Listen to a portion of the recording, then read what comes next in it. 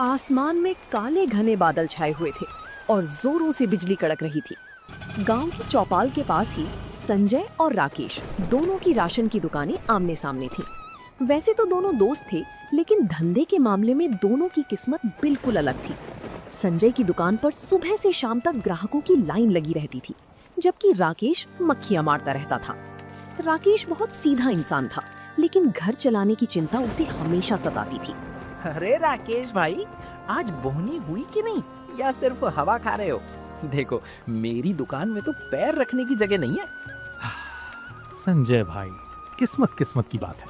तुम्हारी दुकान अच्छी चल रही है, भगवान तुम्हें और बरकत दे। हमारी तो बस दाल रोटी चल जाए वही बहुत है। अरे भाई, सिर्फ किस्मत नहीं, दिमाग की बात होती है। ग्राहक को कैसे फंसाना है, ये कला हर किसी के पास नहीं होती। अब तुम्हारी दुकान को ही देख लो, सारा सामान धूल खा रहा है। सामान तो सब अच्छा है संजय भाई, बस ग्राहक मेरी दुकान की तरफ मुड़ता ही नहीं। समझ नहीं आता क्या करूं। तभी राकेश की दुकान पर गांव के सरपंच जी आए, लेकिन वो राकेश की दुकान के आगे खड़े होकर संजय को आवाज देने लगे। संजय, जरा 2 किलो चीनी और 1 पैकेट चाय पत्ती देना भाई, जल्दी करना, घर पर मेहमान आए हैं। आइए आइए सरपंच जी, अभी देता हूँ। आपके लिए तो बिल्कुल ताज़ा और बढ़िया माल रखा है। राकेश ये सब देख रहा था। उसे बुरा तो लग रहा था, लेकिन वो कुछ बोल नहीं पा रहा था। जब सरपंच चले गए तो राकेश ने अपनी दुकान का शटर गिराने का फैसला किया। आज फिर खाली हाथ घर जाना पड़ेगा। घर में राशन के पैसे भी खत्म होने को आए हैं। हे भगवान, कोई तो रास्ता दिखा। राकेश दुकान बढ़ाकर अपने घर की तरफ चल दिया।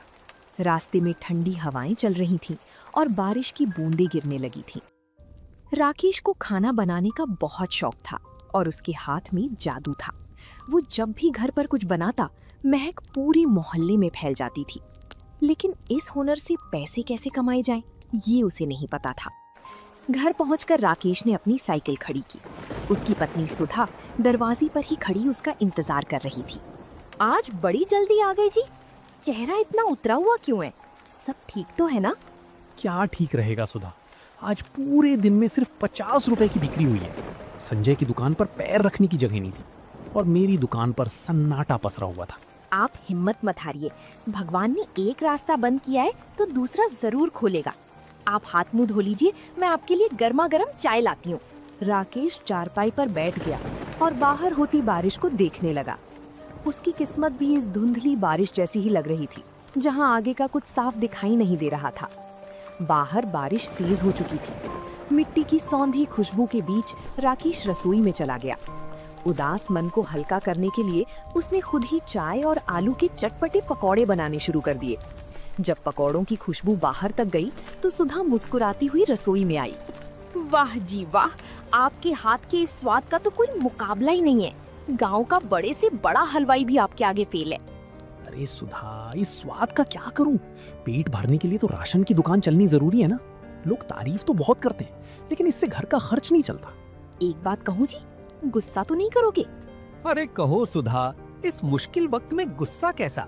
जो मन में है साफ साफ कहो। देखिए, बाहर कितनी तेज बारिश हो रही है। इस मौसम में हर किसी का मन कुछ गर्मा गर्म और चटपटा खाने का करता है। अपनी दुकान में वैसे भी राशन का सामान कम ही बिक रहा है, क्यों ना हम दुकान के आगे एक छोटा सा स्टॉल लगा लें? स्टॉल? पर किस चीज का स्टॉल सुधा? हलवाई का काम तो मुझे नहीं आता और उसमें तामझाम भी बहुत है। अरे, हलवाई का काम कौन कह रहा है? अपनी दुकान में मैगी के इतने सारे पैकेट पड़े हैं जो बिक नहीं रहे हैं। आप उन मैगी के पैकेट्स को निकालिए और अपनी खास मसालों वाली चटपटी मैगी बनाकर बेचना शुरू कीजिए। मुझे पक्का यकीन है आपकी मैगी का स्वाद सबको दीवाना बना देगा। मैगी? गांव के लोग मैगी खाएंगे क्या सुधा? अरे जी, आजकल के लड़के लड़कियां और शहर से आने जाने वाले लोग मैगी बहुत चाव से खाते हैं। और फिर जब आप उसमें अपने हाथ का जादू मिलाओगे तो कोई मना नहीं कर पाएगा। मैं घर के मसाले कूट कर दे दूंगी, आप बस अपनी कला दिखाना। कोशिश करने में क्या हर्ज है? ठीक है सुधा, कल सुबह मैं दुकान पर थोड़ा जल्दी जाऊंगा। एक बड़ा स्टोव और कढ़ाई का इंतजाम करता हूँ। देखते हैं ये बारिश हमारी किस्मत बदलती है या नहीं।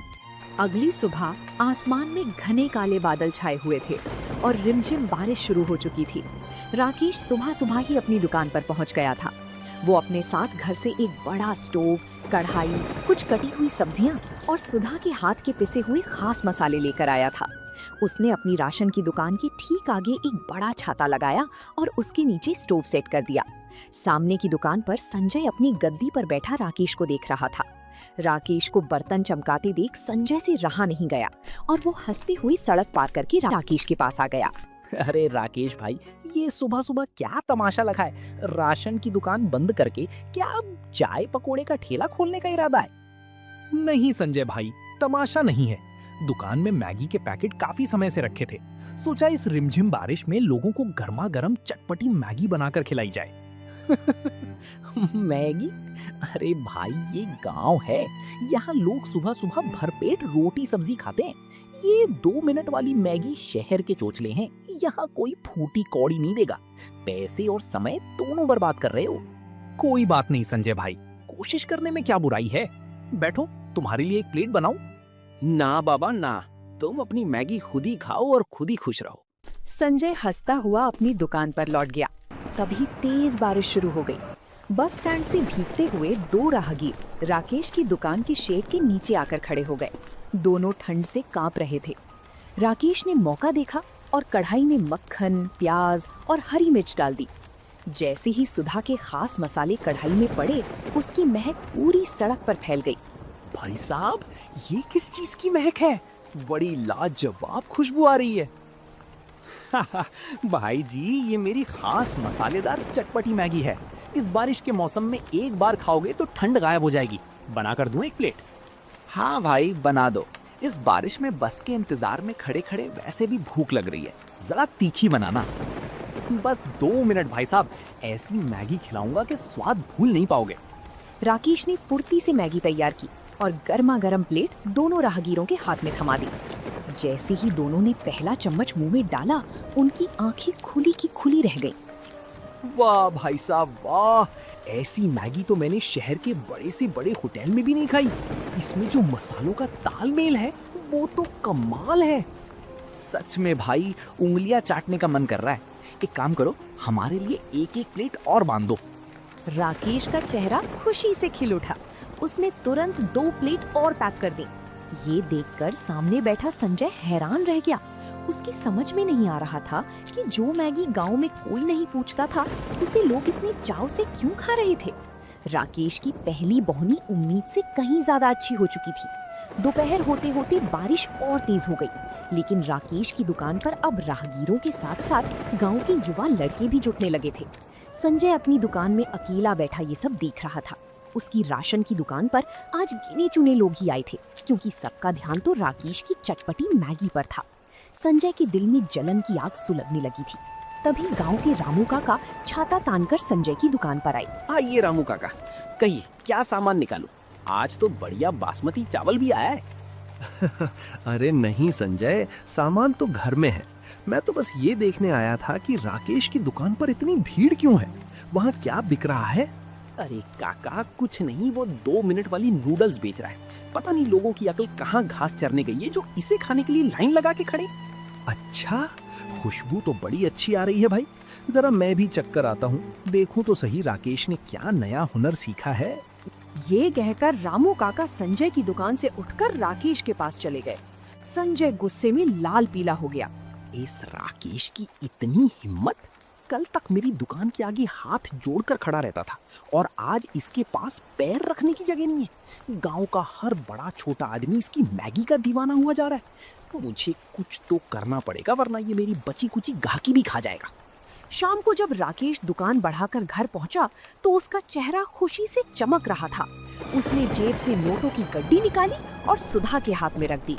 सुधा, तुम्हारा आइडिया तो बिल्कुल तीर की तरह निशाने पर लगा।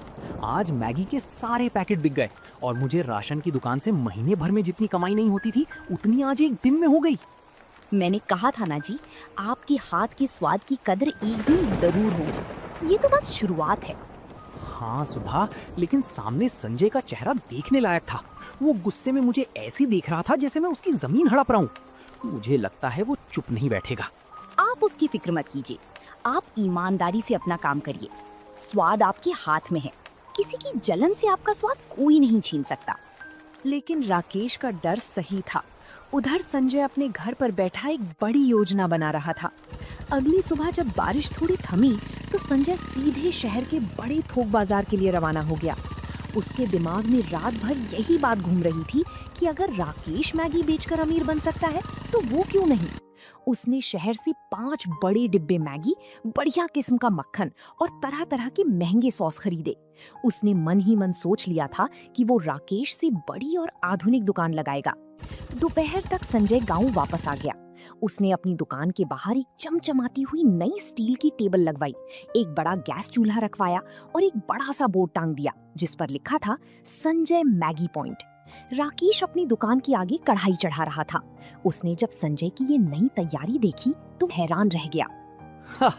अरे संजय भाई, ये तो बहुत बढ़िया बात है। तुमने तो बहुत बड़ा स्टॉल लगा लिया, बधाई हो तुम्हें। बधाई अपने पास रखो राकेश भाई।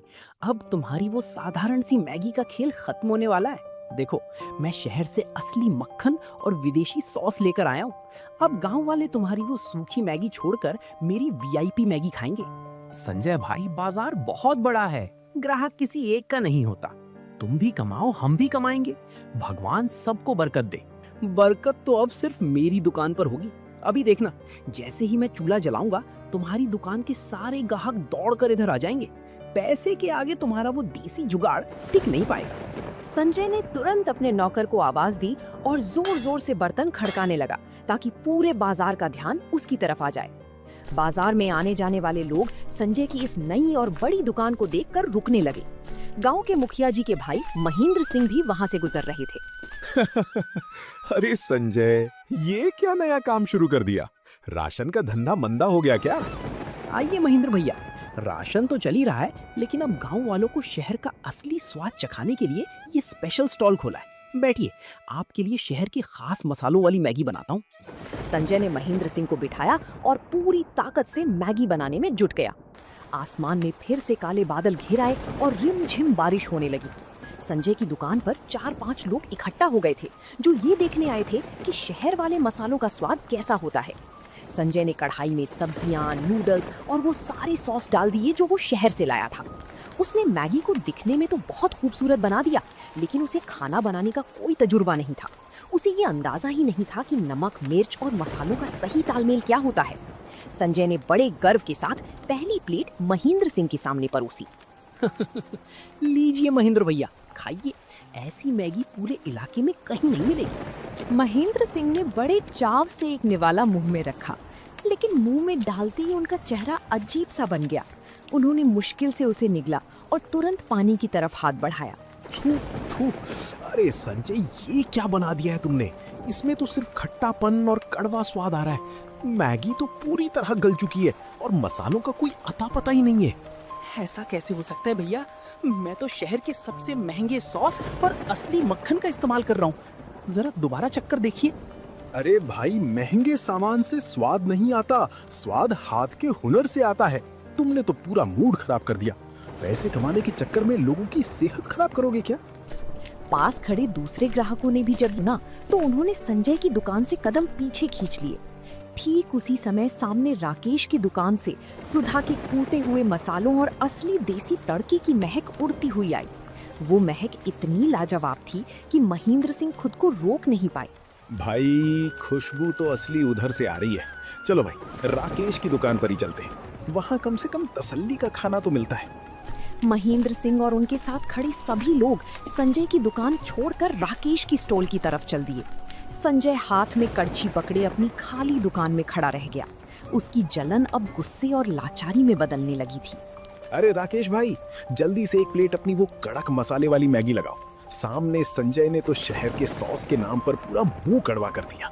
ऐसा मत कहिए महेंद्र भैया, संजय भाई ने तो अभी नया नया काम शुरू किया है। धीरे धीरे हाथ साफ हो जाएगा। आप रुकिए, आपके लिए गर्मा गर्म मैगी लाता हूँ।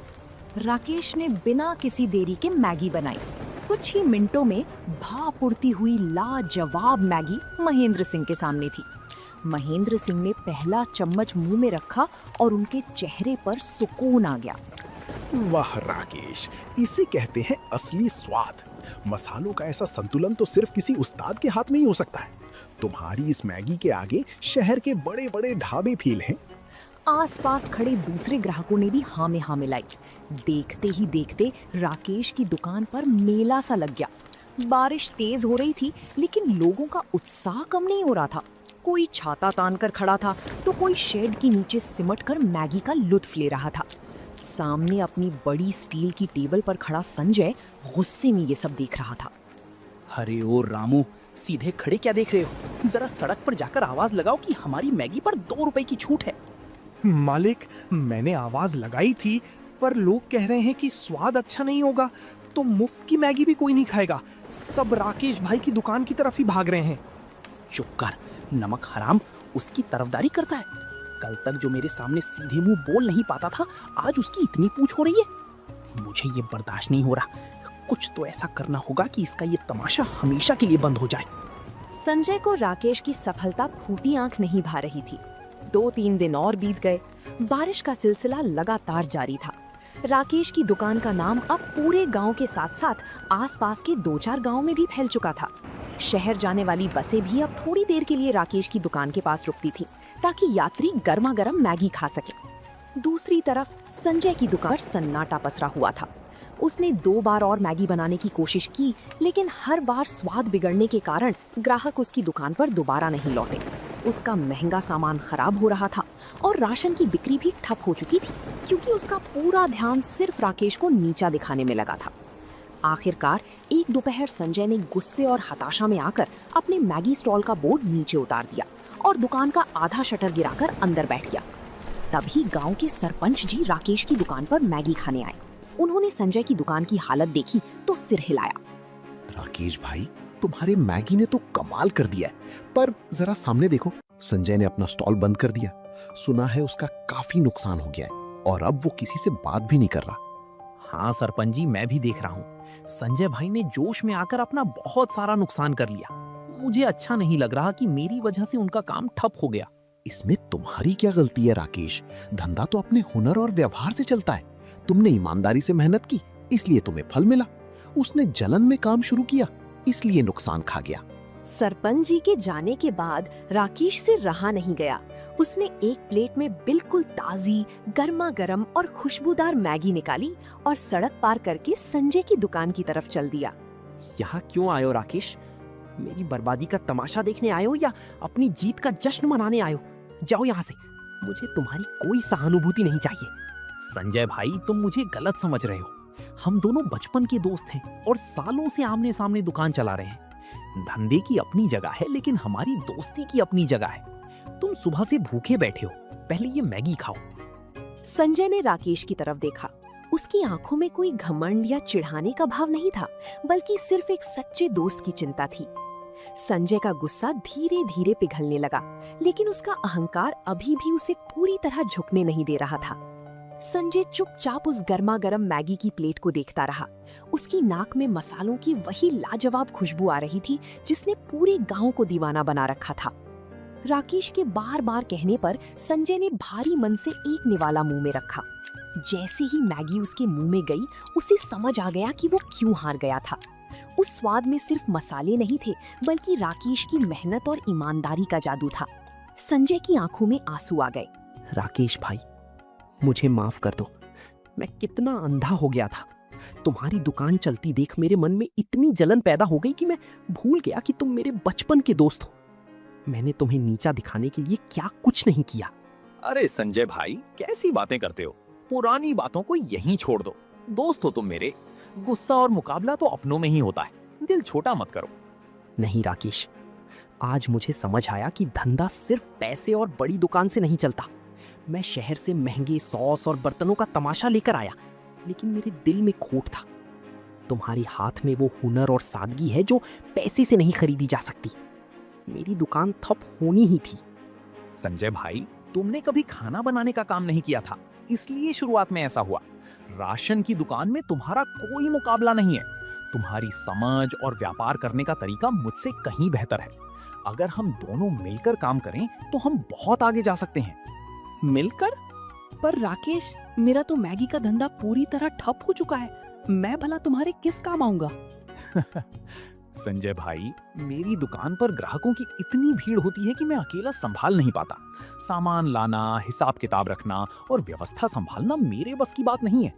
अगर तुम मेरा साथ दो तो हम इस छोटे से स्टॉल को एक बड़े ढाबे में बदल सकते हैं। संजय ने राकेश की तरफ देखा। उसे यकीन नहीं हो रहा था कि जिस इंसान को वो बर्बाद करना चाहता था, वही आज उसे आगे बढ़ने का रास्ता दिखा रहा था। संजय का सारा अहंकार और जलन हमेशा के लिए खत्म हो चुका था।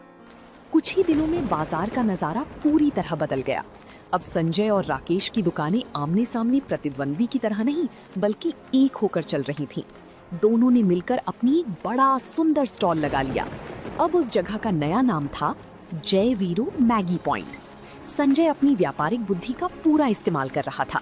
वो शहर से सीधे मैगी के बड़े थोक कट्टे और ताज़ा सब्जियां कम दामों में लेकर आता, जिससे मुनाफे में बढ़ोतरी होने लगी। वहीं राकेश अपनी कढ़ाई के सामने खड़ा होकर पूरे दिल से चटपटी मैगी बनाता था। शाम का समय था, तेज बारिश हो रही थी और शेड के नीचे ग्राहकों की भारी भीड़ जमा थी।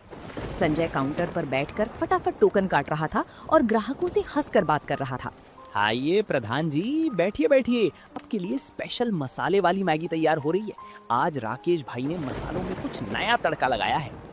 अरे संजय भाई, जब से तुम दोनों साथ आए हो, दुकान की रौनक ही बदल गई है। अब ना तो भीड़ में इंतजार करना पड़ता है और स्वाद तो पहले से भी लाजवाब हो गया है। ये सब राकेश भाई के हाथ का जादू है प्रधान जी। मैं तो बस व्यवस्था संभाल रहा हूँ। रात को जब दुकान बंद हुई तो दोनों दोस्त काउंटर पर बैठकर हिसाब करने लगे। आज की कमाई पिछले सारे रिकॉर्ड तोड़ चुकी थी। संजय ने पैसे गिनकर 2 बराबर हिस्सों में बांटे। राकेश भाई, आज मुझे समझ आया कि जब दो दोस्त जलने की बजाय एक दूसरे का हाथ थाम लेते हैं तो तरक्की 2 गुनी रफ्तार से होती है। तुमने मुझे डूबने से बचा लिया। संजय भाई, तरक्की तो इस बारिश और तुम्हारी समझदारी की वजह से हुई है। अकेले तो मैं सिर्फ कढ़ाई हिलाता रह जाता। तुमने इसे असली व्यापार बनाया है। गांव की वो छोटी सी दुकान अब केवल चटपटी मैगी का केंद्र नहीं थी, बल्कि वो 2 दोस्तों की अटूट एकता और मेहनत की एक जीती जागती मिसाल बन चुकी थी, जिसका स्वाद पूरे इलाके के लोग कभी नहीं भूल सकते थे। तो दोस्तों, आप लोगों को ये कहानी कैसी लगी, कमेंट करके जरूर बताएं और ऐसी कहानियों को देखने के लिए वीडियो को लाइक करें और चैनल को सब्सक्राइब करें।